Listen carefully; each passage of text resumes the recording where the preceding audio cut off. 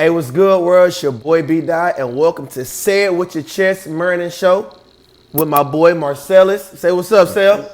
It was good, man. It's your boy here. You already know Marcellus Howard. We get active and we get real active. Yeah. Man, what the hell? All right, whatever, man. Don't worry about that, man. It's the first show. Relax.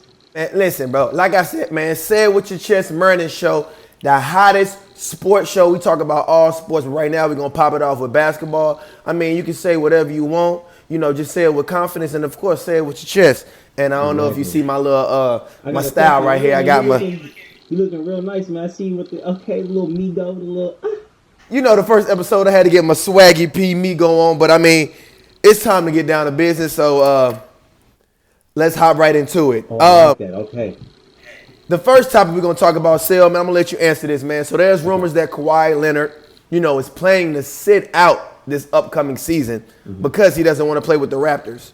My question is, does this make him the softest NBA player ever to play the game if he does decide to sit out? I'd say personally yes, because being a top player in the NBA, you can't really sit out because superstars have a certain amount of stardom to live up to, and for him sitting out is a weak move to me. I compare it to Kobe and Shaq when Kobe didn't want to play with Shaq, but you didn't see Kobe sitting out even though he wanted to leave. He still sat it out, played with Shaq and won 3 rings. So for me, for Kawhi to sit out and act as if he's above everything is just kind of immature to me and not professional. It's unprofessional and it's weak in my eyes.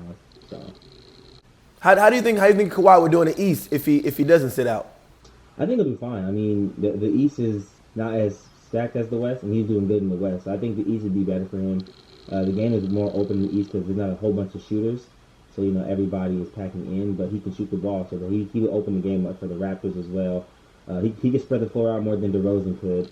And he plays solid defense. I think he'll be a beast in the East. Automatic all-star because there's so many all-star spots open in the East right now with everybody leaving and moving spots. So I like it. I like that. Well, I have to agree with you.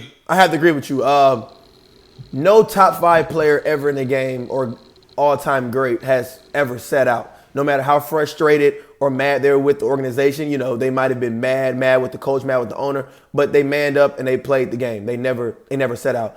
Right here, Kawhi averaged 26 points, 6 rebounds, 4 assists, 2 steals, 48% field goal shooting, and 38% from the 3.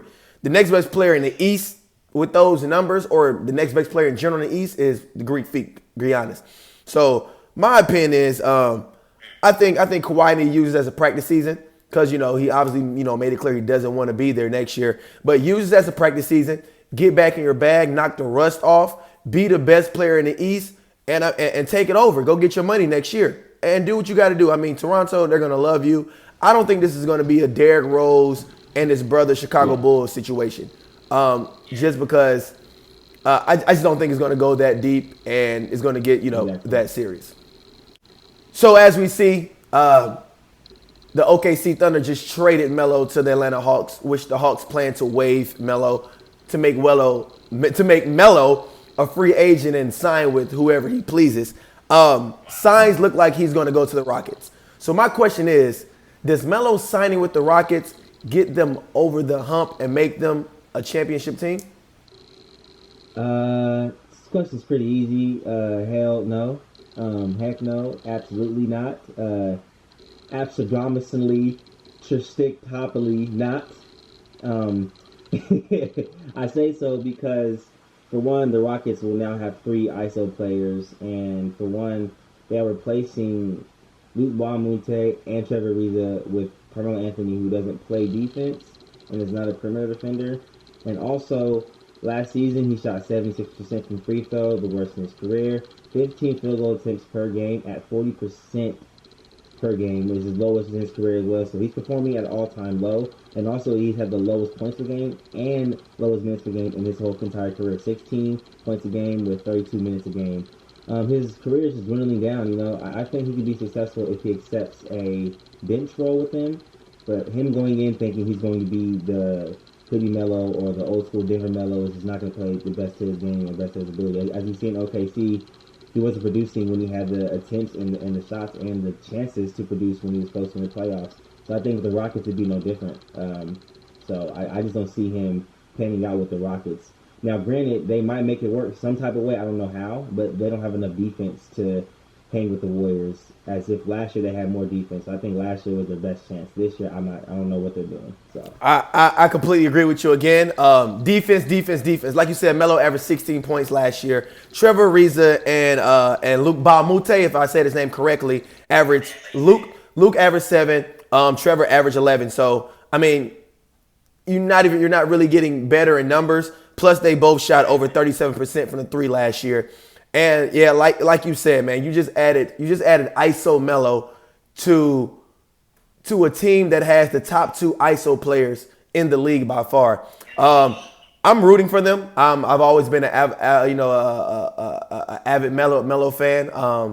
I felt like he always got the bad end of things. I mean, he chose to go get his money. As we see, this league is an unfaithful league, an unloyal league. So I like how Mello went and got his money early in his career. Now he just, on his LeBron, he really just taking his joyride and, whatever team wants him, he's just trying to get that ring. So I hope it works out. I think they're all 3 veterans. Chris Paul will bring those guys together, and I think they'll make it happen. Exactly. I think more so the league is sleeping on us, you know what I'm saying? Us social media people can hoop. I think they need to give us a contract. I'm just saying, What, man? This don't got to do shit with us, man. If you don't, sorry. God dang, you don't have more injuries. You don't have more injuries than D Rose. If you don't shut the hell up, goodness, man. No one know that though. You had to put that out. My bad.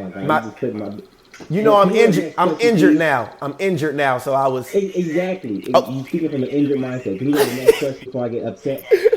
All right, man. Let's get to this last question, bro. So the hottest thing, the biggest transaction that happened in the NBA today was the Lakers signing LeBron, or LeBron signing with the Lakers. However you want to say it. I heard it was a rumor that Maverick Carter sent Magic them an email saying congrats when LeBron actually chose the Lakers.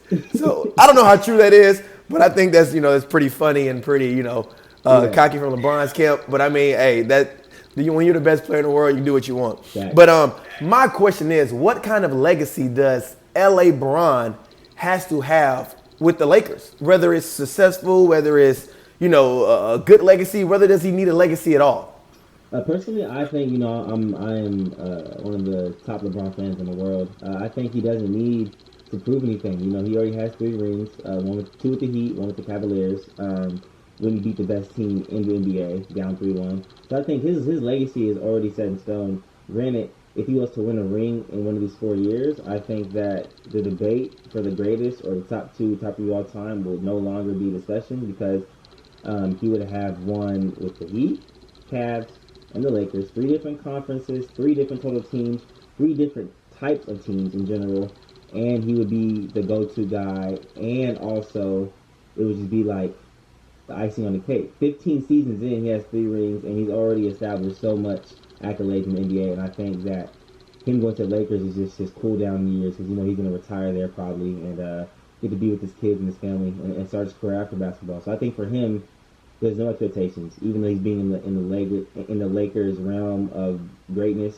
I think he'll do just fine. I don't think he needs to have a certain amount of rings or a certain amount of wins. I think he'll be just fine. I like it. Okay, I like that. But since we talking about Los Angeles, my home, where I currently live in beautiful Malibu, California, on the beach, may I say, with my 2 beautiful dogs, Maltipoos at that, because I don't do big dogs. Yeah. I'm gonna put my glasses on for this. I split it up into 3 different categories. Okay. The type of legacy, some people look at, LeBron's career and said that he already has a successful legacy. 15 seasons in, 3 rings, 2 with 2 different organizations. I put it like this. I feel some people feel that this is LeBron's joyride, meaning, enjoy these maybe last 4 years of his career.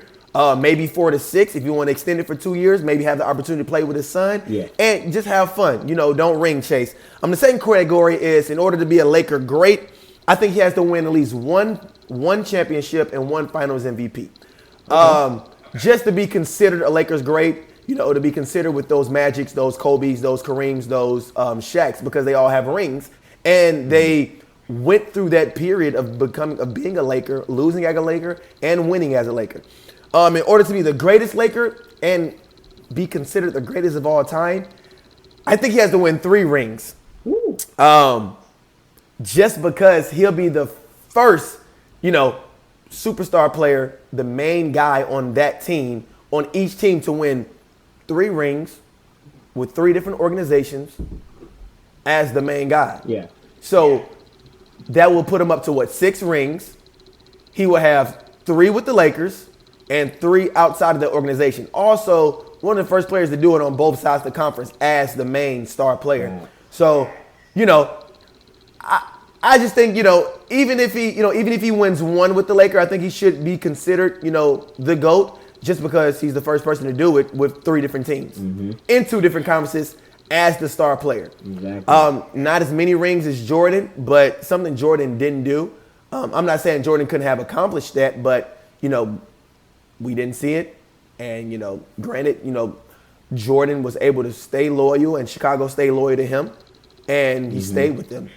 Never know. If Jordan didn't take those, take that time off for baseball, we never know how many rings he would have won. So, I mean, hey, I'm rooting for LeBron, like you said. Yeah. I'm a basketball fan. So I love all players. I think so, you love your shirt off too. I mean, you see your chest hairs a little bit. I'm not gonna lie. Hey, hold on, Migo, hold on, hey, pull up to the show. Hey, chest out, no, hey, headline it, go, hey, bet you see, hey, who? She say no, hey, I shoot free throw, yeah, man, don't let me get started, bro. Don't let me get started. Hey, boy, the bandana look good on you, boy. You look like a cell dot. Hey, the bandana swag, you feel me? They call me bandana cello. That's terrible. Yeah, but I think nothing better. It's okay. I see what you did. You made the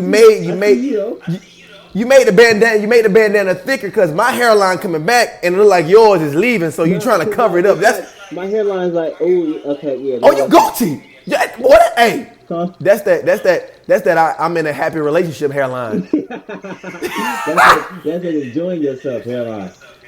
Hey, boy, I see. Hey, but look, look, man, I appreciate y'all for checking in and watching. Say it with your chest. Mernin Show, Mernin, with your boy BDot and my good friend Marcelas. Yes, sir. You can say an outro too, Sal. That was your cue. Yeah. So say with your chest, Mernin. It's gonna be the hottest thing out. We got more episodes coming to you. This is not the one and done. This is the 3, 4, 5, 6, 7, 8, 9, 10, 11, 12, 13, 14, 15, 16, 17, 18, 19, 20, 20. What are you talking about? First of all, it's none of those numbers. It's not 3, 4. How you gonna start on 3, 4? This is our first episode. Dog, you stupid, dog. I'm done. I'm about to cut. Look, all right. Man, don't talk to me. I'm cutting the camera off, bro. I'm cutting the camera off. We out.